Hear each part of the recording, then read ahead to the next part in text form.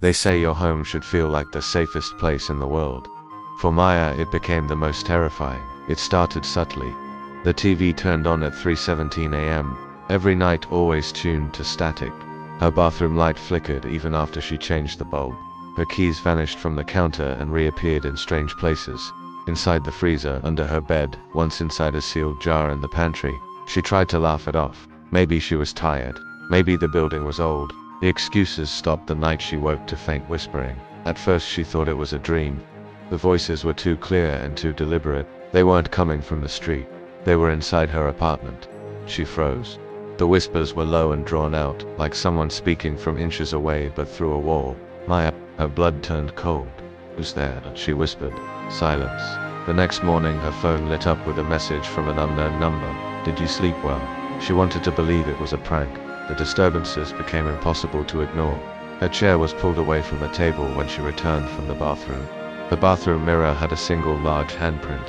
Her bedroom window was open despite locking it the night before.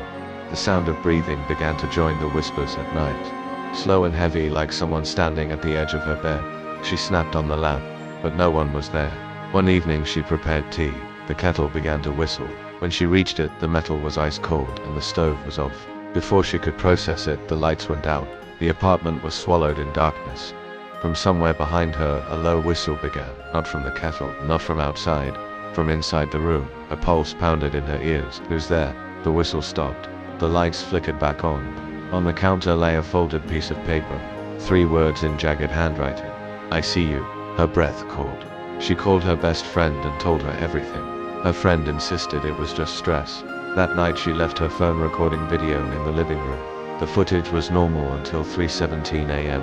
The front door creaked open. Slowly, a tall shadow stepped inside. The figure moved toward the camera. It seemed to stare straight into the lens. The frame glitched. When the picture cleared, the living room was empty. Maya's chest tightened. She grabbed her bag to leave, but froze. Her red scarf was gone from the hook. Her phone buzzed. The same unknown number had sent a message. "Nice red scarf." She spun toward the hallway.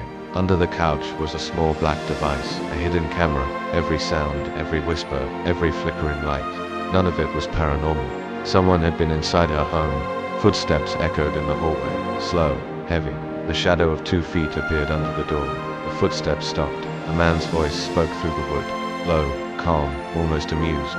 "Ghosts aren't real, Maya, but monsters are." The doorknob began to turn. The man at her door wasn't a stranger. The reason he was inside her home will keep you awake tonight. Want to know who he was, what he wanted, and how she escaped? Comment part 2. Hit follow now. And don't blink.